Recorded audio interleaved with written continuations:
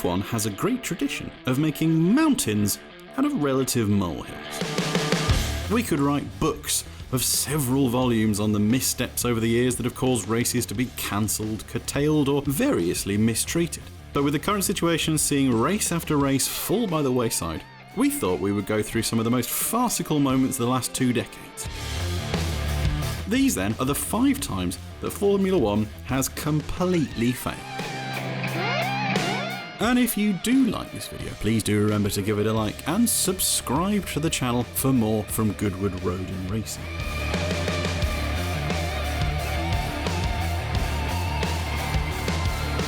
Anyone who has ever been to the tropics knows that it rains every evening, especially in spring.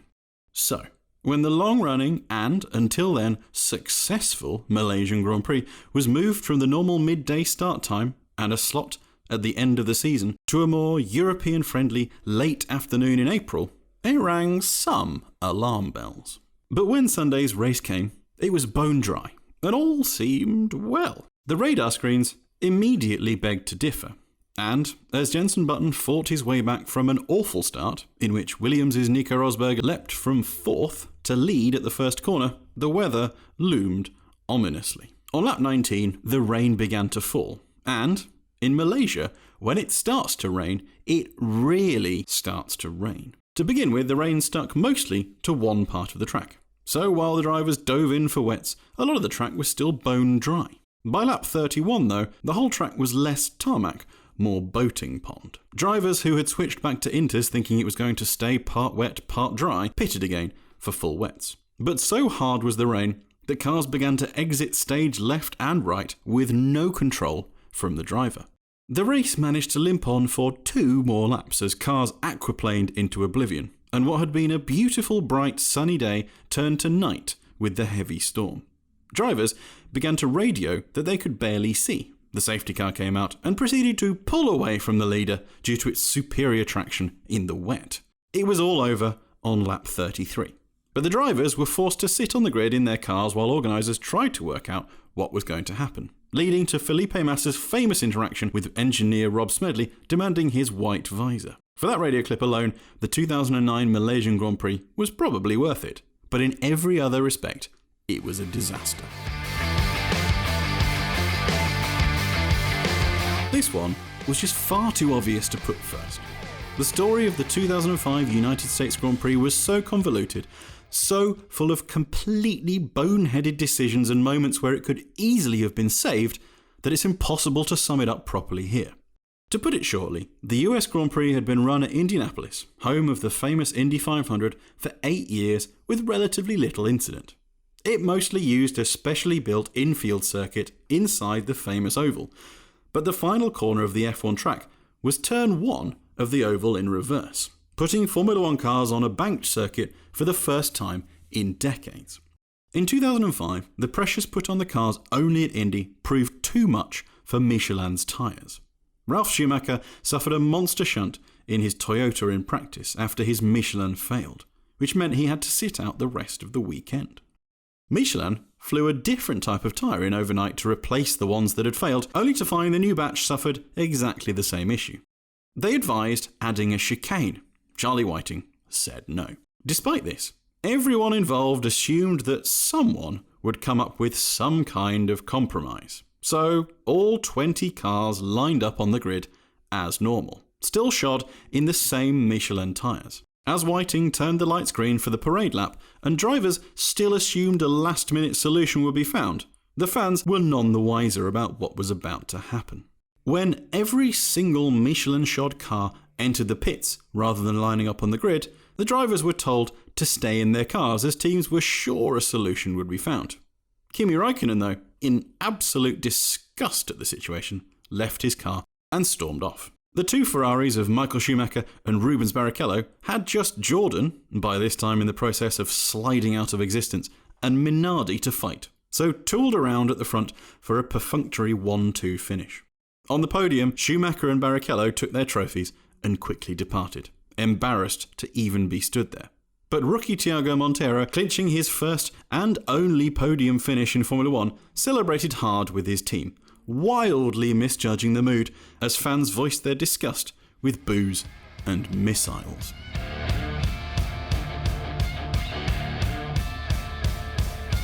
The 2003 Brazilian Grand Prix was one of the most exciting Grand Prix of all time. Heavy rain fell throughout, causing a river to cross turn 3.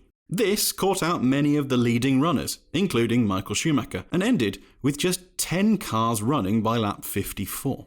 Then, Mark Webber lost control of his Jaguar on the way up the long drag to the start line and had a significant shunt. Webber was okay, but debris was strewn across the track. The safety car was called, but not before Fernando Alonso, not seeing the yellow flags, steamed into the scene of the accident, driving straight into one of the Jag's wheels and having a monster shunt of his own. The race was over, and nobody knew what was going on.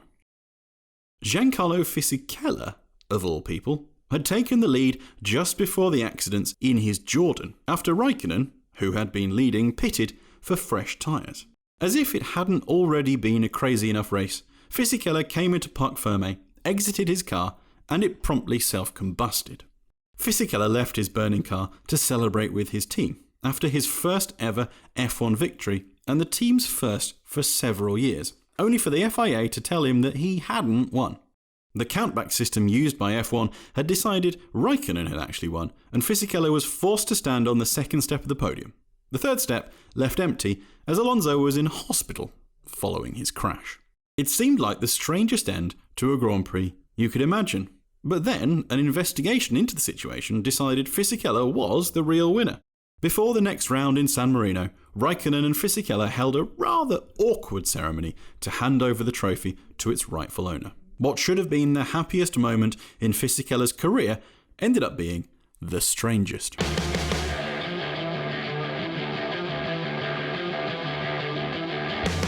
Formula One has spent most of the last 2 decades worrying about how to make the show better. New versions of qualifying have been one of the major ways of tinkering to make the Saturday's entertainment more exciting and mix up the order. Of course, with every new version, the final grid has pretty much remained the same. The best team at the front, everyone else behind.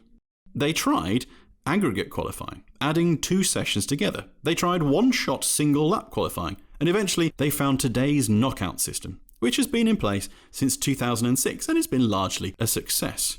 But in 2016, the decade anniversary of the current system, F1 again decided it could make the show better.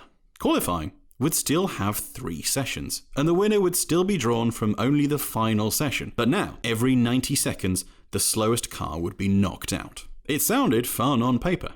In reality, it was a calamitous mess. Cars were left on track, not entirely sure if they should be there.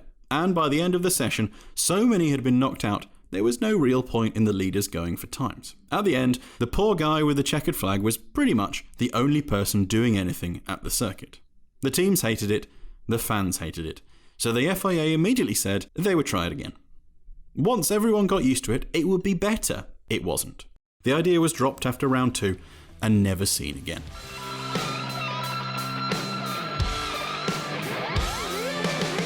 The 2020 Australian Grand Prix never happened, but still managed to descend into farce. A farce that yet again F1 could have avoided many times over. The global COVID-19 pandemic was really starting to bite, with Italy a major epicenter by March 2020. As teams prepared in Melbourne for the season-opening Australian Grand Prix, the paddock was already on edge, having spent several weeks wondering if the Italian teams would even make it to the race. They did, albeit with many questioning why.